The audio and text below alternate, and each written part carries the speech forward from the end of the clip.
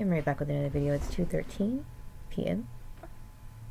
January 8th, Wednesday afternoon, and they are working outside of my apartment doing some sort of wiring or whatever. So I just decided, after working on 3 of my resumes today, that I think I'm done for the day.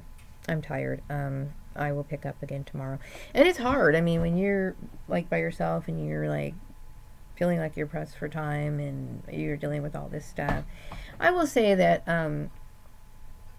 it's very difficult after something like this. But it's hard anyway. It's hard anyway. I mean, even when I was actually, it's funny. I remember when I was in my before I had a child. Like when I was younger, and I was just working regular jobs. And that's really what I'm looking for right now, just regular jobs. Regular jobs, just like, not necessarily office jobs, just regular jobs. But I remember I used to be able to find those really quickly, pretty quickly. And I remember like people would say, "Man, you just really got another job really quick." I don't know, whatever. But I just really want to get out of this house and start working. And that's really what I want to do. And after all of this, it makes it more difficult. Because I see black people around town and they're working jobs. I see them, working at different places. They may not be the most, in the higher level positions, but they are working. So Maria would like to work too. So I'm just trying to get back to work after all of this. And I know for all of you who are just tuning in, I was wrongfully terminated by my employer. For reasons that are illegal, and I was there for illegal reasons in the first place, as you know. So I'm pressed for time, and I'm trying to find a source of income because I'm a victim of human trafficking, which I have, thought about, if I do actually get a chance to get a job interview. I did get some responses from some of the employers. Some of these people kind of kicked my stuff back out, which is to be expected, but still, I mean, I'm just, at least it shows that I'm making some effort. I'm trying my hardest. It is difficult because I don't have any contacts. They wipe out your contacts with the smear campaigns and whatever. And most of the people, I mean, I've been away from like most of the people that I've known for many, many years, busy trying to hold down a job. And I really wasn't engaging in any sort of communication because everything that was going on around me was so toxic. The environment was so toxic. So I am a person who is trying to pick themselves back up after dealing with years of abuse and a huge injustice. So, for those people who pray for other people, please pray for me, where I come out okay, because this is ridiculous. I mean, I've been knocked down so many times. It's not even funny, and for things that really I don't even have to explain myself for. So with that being said, I decided to follow up this week. I mean, do more of this week, but I also have to make contact. And I mean, I've got things I got to do. I got to schedule things, and I'm just like, it's overwhelming. It's overwhelming when you deal with this stuff, and it's ridiculous. It's like been going on for years. Years. I just sometimes I know that I think my worst decision in life was moving here in this town, this community. I moved here because of the cost of living, and I'm sorry that I did. And I tried leaving, but and then they made this big deal. I'm sure. I'm sorry. Everything that you do when you are a victim of gang stalking or whatever you want to call it, human trafficking, gang stalking in this case, is meant to shake you up. They want to find fault in any of your reasoning. And I'm not going to mention any names, but this is the purpose of it. So like whatever it is you do, they want to pick it apart. And it's a part of the teasing game. It's a part of their it is. Like they watch you, they monitor you, they're intrigued by you, and they like to tease you, even under circumstances that are life-threatening. Okay, and when that you start realizing how sick this is, how you've been put out of job over and over again, and you have to pick yourself back up after each financial disaster. It is devastating. It is absolutely devastating. So people like me are not in a position to have hopes and dreams. I can never dream of having you know, which I've long forgotten those things. I mean, because my son's already raised, okay, so there's really no point in me raising, having a house or anything like that.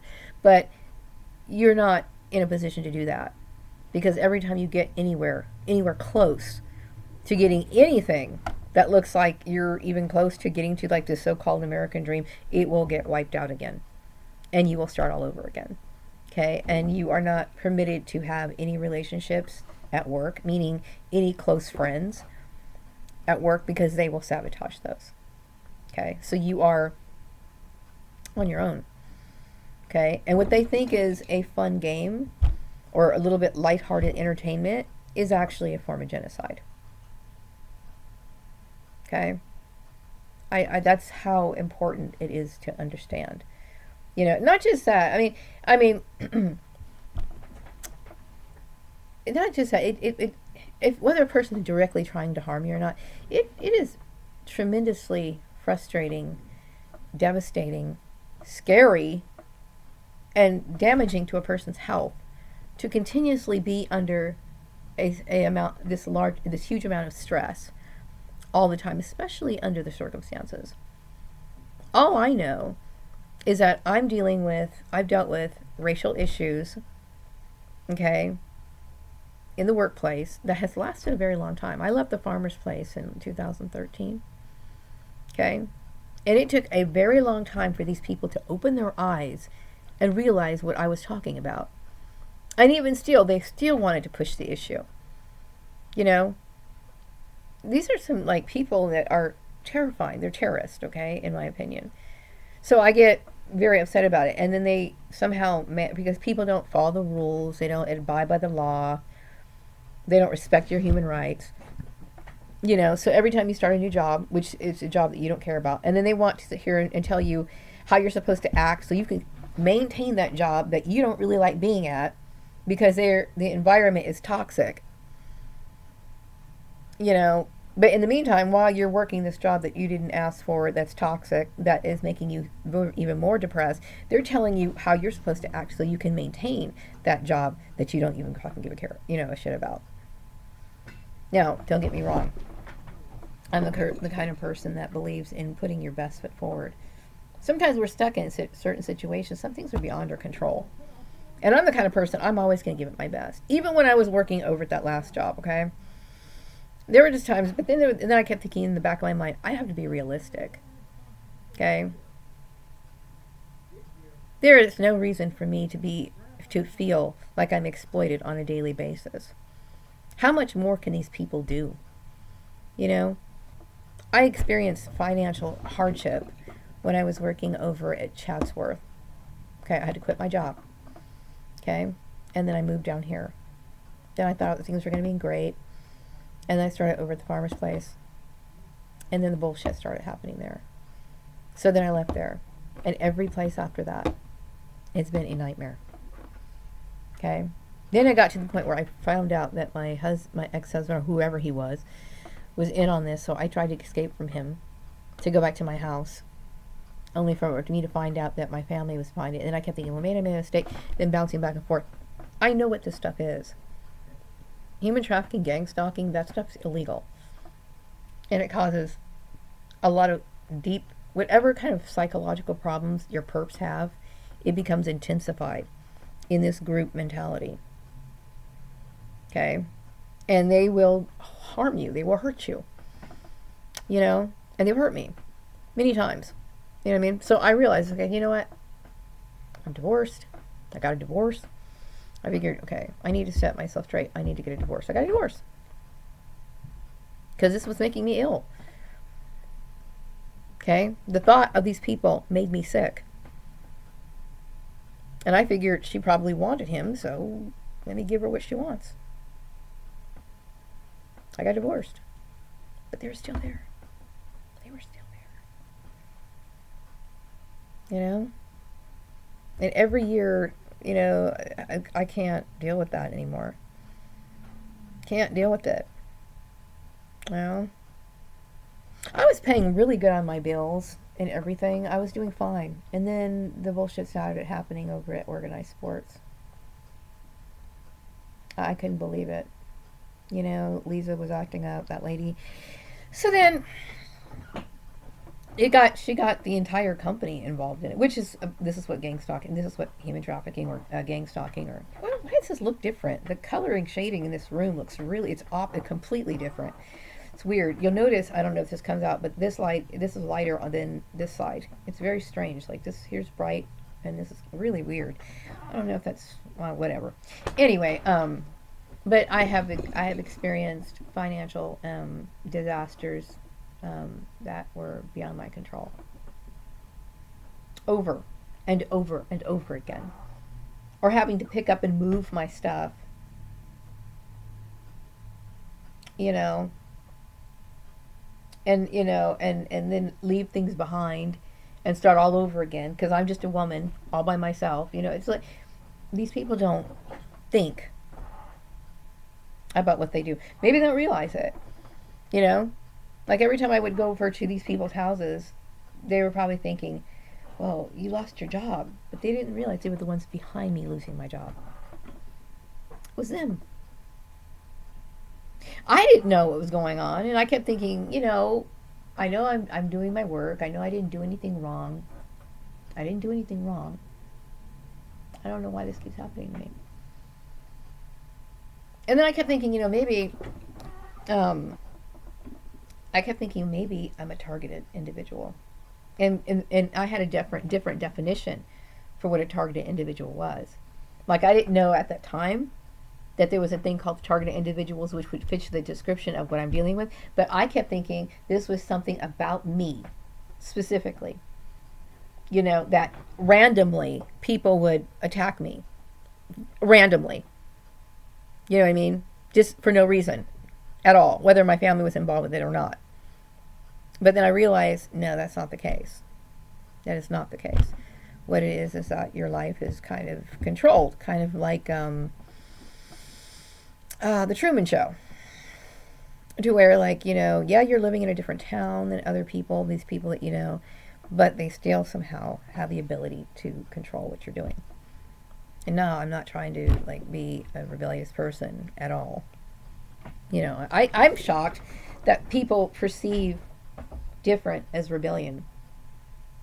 Different isn't, just because you like certain things or you do certain things or you like collecting certain things, that's not rebellion. And to think that it's rebellion, then you must think of yourself as a form of authority. And you've got an ego trip if you think of yourself as a form of authority. And I'm referring to my ex-family. Nobody has any authority over me. And that's not me being defiant. It's just I'm thrown. And I'm repeating myself over and over again because it's I'm so thrown by all of it. How could somebody even think this?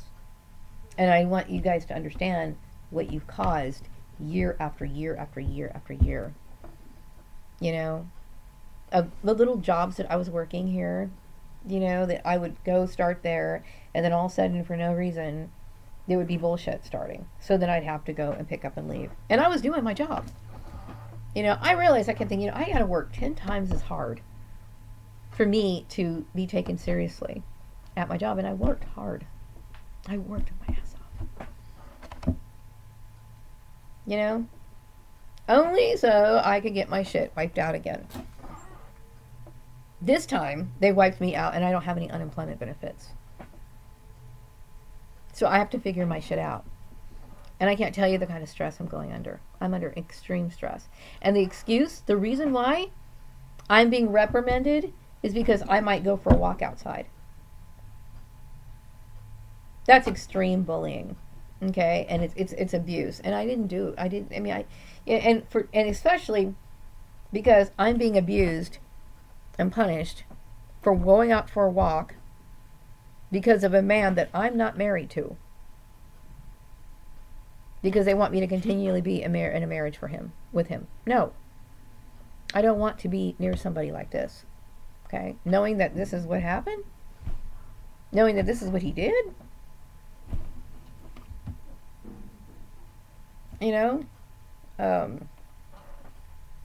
That's just, I didn't do anything to any of these people here in this town. I really didn't. And that's not me talking about white people in general. I'm saying these particular white people who did this to me had an issue. That's all I'm saying. But I will say, it disturbs me that this would go so far, and that people would allow it to, or maybe I don't know what was going on through their heads. I really don't. You know, I'm just like every day. It does. It bothers me. It sickens me because I know the kind of devastation that these people caused. You know, when I left organized sports. I stayed in Palmdale for a little bit, and then like 3 months later, I came back to Bakersfield in October that year. No, wait a second. Was it October? I think I came back in August. I think I came back here in August. I remember there was a time where I was going to these counseling groups, because when you leave off of stress, because these people were causing major stress. I mean, I could not survive at my job, so I got out on stress leave. I got out on stress, and I was going to these little meetings over off Stock. It was Stock. It was like Kaiser. Maybe it was. Yeah, I think it was Kaiser. Yeah, it was Kaiser. Kaiser. And for that time while I was not working, I was, just really focusing on getting myself together. Like, I kept thinking, when I went over there, it was crazy. I need to get my bearings back. But I was willing to pick up. I still had that spark in me. I was ready to go. I was ready to go back and do what I needed to do. You know what I mean?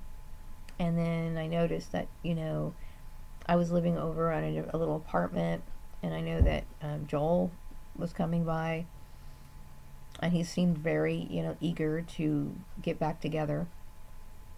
And I thought, he was coming over, hanging out at my apartment, and he's like, "Oh, you should get together again, blah, blah, blah." And so, okay, I said, yeah. So we moved back in together. Wait, but I was working at the farmer's place. Yeah, I started working at the farmer's place in October. And then, but he was seeing me at my apartment. But we were married. We were legally married, as far as I knew at the time, in 2009. Now, he could have gotten divorced sometime in that time and then married his mom. I'm not sure. And it's interesting for me to think about, because it's like, all this stuff is going on. So then, and like I said, that none of this was my idea. I didn't say, hey, move back in with me. That wasn't my idea. It was his. So then, I was working over at the farmer's place, and at the time, he was coming over on the weekends. And then in 2010, yeah, I think we moved in that house where he's staying right now in 2010. I'm pretty sure it was 2010. I'm pretty sure it was. So then, and I don't know what month it was, but I do know I went to the Christmas party by myself in 2009. So then the next year, Joel came to the Christmas party with me. And when he came to the Christmas party with me, things got beyond weird. I mean, very weird. And so things started falling apart. But I was hanging on to it. I mean, I was like going to my job, doing what I needed to do, trying to be positive, trying to keep it together, trying to figure out, why is this shit going on? But now I do understand what happened. Okay, and each time it literally wiped me out. You know what I mean? And then I remember after leaving the farmer's place, I worked at a pharmacy place in Oildale, and the lady was picking at me. Her name was Paula McKenzie, and I had met her before, because I remember applying to one of those jobs over at the I don't remember what it was, like a radio station or something, like many years ago. So I remembered her. And so she was giving me instructions on how to take care of things, and I was taking notes, accurate notes on him. And then when I'd go talk to the owner's son, and I was kind of reviewing the notes with him, he was telling me something different. Then they started bullying me. She kind of bullied me. Then I had those two girls from the personnel company come down and look at me like, like and then they confiscated my notebook of the notes that I took, which I thought was weird, seeing as how that was my property and it was my paper and it was everything. But I said, whatever, I don't care. I left and I thought that was weird. That was really weird. So, I mean, I know that there's racism that is here, okay? But I do believe that it only thrives in the manner that it does if there's a fuel going, if somebody's making it go. Okay? So I lost that job over there. And then I started working over at the Flourishing Fart Place. It started off okay. Started off okay. Then all of a sudden, the Mary Landucci chick was starting to get crazy on me. Everyone started getting crazy on me. For no reason. For no fucking apparent reason. And then I mean, Mary Landucci would walk through the door and I could feel the tension. You know what I mean? And I knew, and then she had this little book she was writing down notes. She would be looking at me and then writing down notes. Picking on me for no reason. So now I realize that this was just some sort of little thing that was going on. And then, of course, the whole issue with the Stephen Lyles issue, which I believe that was relevant. Only because I had contacted him in 2008. But I'm trying to think what happened after 2008. Yeah, things were getting weird because I know Lisa was getting bitchy and weird and stuff like that. But here's the thing. And I think that maybe some people were creating rumors about me committing adultery by sending him that message. That's not adultery. Okay? That's not adultery.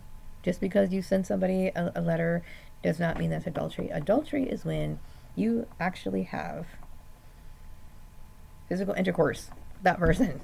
Okay? Then that's adultery. Okay? I didn't do anything with Stephen Lyles. So this is when this whole thing started, right? I don't know who did what or whatever, and it doesn't matter. Because really, if there was any suspicion, to make this a big circus show, they should have come to me and talked to me. Said, hey, this is what's going on. Could you explain yourself? Nobody did that. They wanted it to be a game. They wanted it to be a game. And why am I continuously talking about this? Is because I'm trying to get it out of me. Like, I pick up and I do okay, and then then I start getting really depressed, and I'm like, my head gets all foggy. Then it's like, okay, put things in perspective, and that's what I'm trying to do. What happened? Like, why would somebody do this? It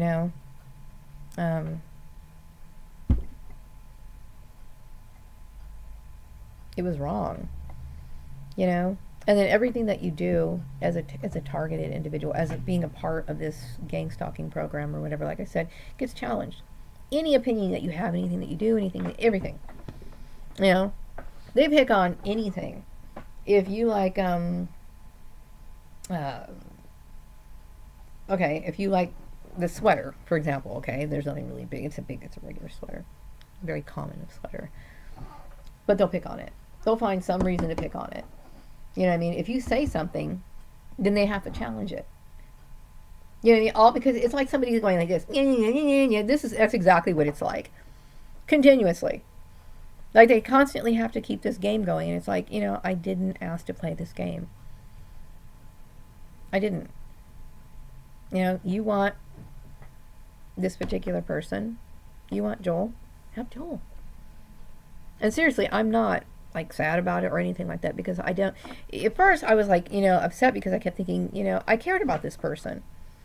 I did. I cared about Joel at one time. You know what I mean? But as time goes on, it's like, no, this is not somebody you should love. You should not love this person. You cannot love this person. You can't. And people say, "Oh, don't you get lonely?" Well, yeah, you get lonely, but you want to be in the presence of people that you really care about, you can trust, that really truly deserve, the kind of kindness and consideration that I'm willing to give. You know what I mean? So no, I don't look at her, Polly, or her as a rival. I guess maybe she looks at me as one, and that's unfortunate because it's like I certainly don't want to play that game. I got a divorce. I'm divorced. I'm not, wanting to be with Joel. I don't. I don't want people mentioning our names in the same sentence. You know? It's not me trying to be a bitch. It's just that,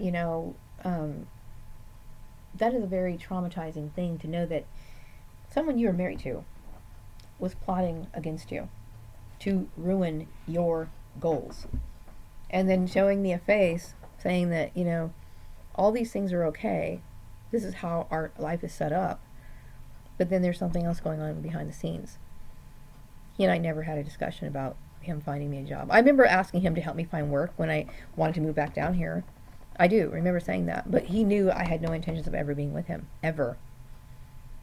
Okay? But then when I got back here, I kept thinking, you know what? It's cool. We'll get back together. Get back together. That was not something I initiated. I remember when I was living over at my mom's house, in 2007, whatever, he would call, and I was just like, oh my God. And it's not that I didn't hate him, it's just I remember the problems that we had, the arguments that we had, the fact that he didn't like my son, the fact that it just wasn't something that was working out. Didn't work out. You know what I mean? So it was like, I kind of like dreaded hearing from him. Now, there were times that he and I would have good laughs. We laughed a lot. We had a good time or whatever. But so what? You can have a good time with anybody. Okay? But you got to remember, this person that you had a good time with, okay, allowed this to happen. He either participated in it or allowed it to happen or turned a blind eye. Okay? Because there's no way in the world you can tell me that he didn't know that the reason why I was losing all my jobs is because of this shit was going on behind my back. There is no way that he didn't know that. And I remember telling him, it's like, because it was starting to get to me, like when, back in 2014 and stuff, I was starting to open up. I was like talking to him about this, like, I don't know what the hell's going on. But this is what happened, and this what happened. And then he was like, I remember one time we were talking over the phone. He was like, don't say things like this over the phone. Don't say things like this over the phone. And I'm like, I know why you're saying this now. When someone sets you up in something like this, it's only natural to be like, whoa, get the hell away from me. Get the fuck away from me. It's only natural. So I'm not trying to be a bitch or push people away because I really, it's not about that. It's just that some people, those are, you crossed the line. That crosses the line. You see. And so, I have my limitations. I mean, I can only put up with so much. And so this last place that I worked at, I don't know what happened. I was applying for some sort of job on thing, and I got this little survey, and it was asking me, and I'm just going to go ahead and talk about it. It was asking me about rating this particular company that I worked for, the last job that I worked for. And I just basically said it. That it was a bait and switch job. It was a bait and switch job. Meaning it's like they were offering me a job as a controller, okay? And just because I said that I was capable of being a controller, they think it's funny. Because I would say, after working for 25 years in accounting, okay, I feel as though I would be, if I was working accounting, which I'm not, okay, that I would be I could take on more challenging roles, okay? And that's 25 years working in accounting, doing the same functions every day. You know what I mean? Why not try to do something like that, okay? And the only reason why I was stopped to doing that is because I know other women, other men as well, people in general, okay, who have worked in accounting straight out of high school, who are in decent jobs. And I know this has a lot to do with racism, okay, but the very fact that you would take something that was not shareable, That's not shareable. I never said, and I don't know, maybe why you chose my job in the first place, why you would do such a thing. Is it because, I see other black people working. I know they do. You know what I mean? It's not about, I don't know what the deal is, but the very fact that he knew the emotional pain and the strain and the depression and the fear and the anxiety that I was going through, and he was sitting there quietly watching me be tormented. And to think that I would want to be his wife after all of that, like I said, there is no difference between some weirdo keeping you down in the basement and preventing you from moving on with your life than somebody who does something like that to me. Same thing. Same thing. So I'm disturbed by it. It does. It disturbs me. I'm not comfortable with that. It's like I become, and like I said, keep accounting. That's fine. Really, it is. It's fine. I'll be happy with whatever I get that I can do. But I have no idea what's going to happen to me. I can't make a strategic plan, and feel any confidence in it because of everything that you guys done. And that's why I'm saying I don't want to deal with employers that are shady. Okay? Because it's a shady employer who allows a woman to be abused in that manner and participates in her abuse. It is a shady employer that would do that. I would like to know from this particular man who terminated me from my position, what made him think that I was a bad person. Because here's a man who thought I was married to, who had an affair with his mom, who sat here and watched me go through hell, and then quietly had some other little scheme going on behind my back, and then tries to keep me in places, by controlling my job. And then gets angry at me when I got a divorce. Does this make sense to you? Makes sense to me. I never asked for that. I never asked to be part of a family type network or anything like that. With my family being involved in it, and they are very backwards and foolish people to agree or even suggest. And maybe Jim Culligan suggested all this. I wish I knew. In fact, I wish all of them would knock on my door and we'd all have a conversation and talk about this in a civil manner. That would be the best thing for this to happen. That would be great for everyone. Because I wouldn't hit anybody. I would keep my hands, clasped and everything, but I would want to hear everything that everyone had to say. I'd be willing to listen to everything that everyone had to say. Would I agree with it? Probably not. I would not agree to say I'm going to love Joel and I'm going to be with him and I'm going to be his. I don't know. I don't want to be his wife. I don't want to be Joel's wife. Okay? I don't want to be related in any way to his Graham family, which I've stated several times. Okay? When I said in my video a few years ago about gossiping people who gossip, and people who want to play these kind of games, and the dangers of it, I was serious. And at the time, I don't think people realized exactly what I was talking about and how serious I was. I was extremely serious about it. I referenced laws, I referenced everything I could to make people understand this is not the kind of shit you want to play with. But it was like nobody cared because my skin wasn't light like theirs, and they could walk all over me and whatever. Okay, so now we're at this point. Now, do you understand? Do you understand that this is not the first time these people have wiped me out? Okay? It's not me being like, whatever. It's like everybody else has, a good credit report. Everybody else has all this. Why can't I? Why can't I? Because these people wreck everything.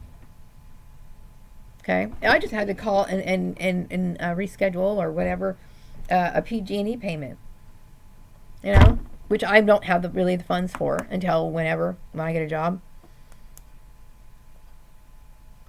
And so by the time I get up and I'm going to have to pick up and get another job that's probably not going to pay me very well, if I even get a job at all. Okay, and then I'm going to go right back to trying to catch up on payments, and then I have to steady myself up again. I got to get steady here, and then they're going to come do this shit again over and over again. That's what I'm saying. I'm trying to make you understand what you have the right to do and what you don't have a right to do. Okay, and you don't have the right to do what you're doing. Okay, I've been devastated multiple times. Okay, and the reason why I come up here and make these videos over and over again is because I can't take it anymore. I can't do it anymore. Okay, I'm getting too old for the song and dance. I'm not too old to work, mind you. I'm too old for the song and dance. I'm too old for it. Okay. Anyway, I've been talking for longer than 35 minutes, so I got to wrap this up. And I need to get it out. I had to get it off my chest. So anyway, wrap this one up. We'll talk some other time. Bye.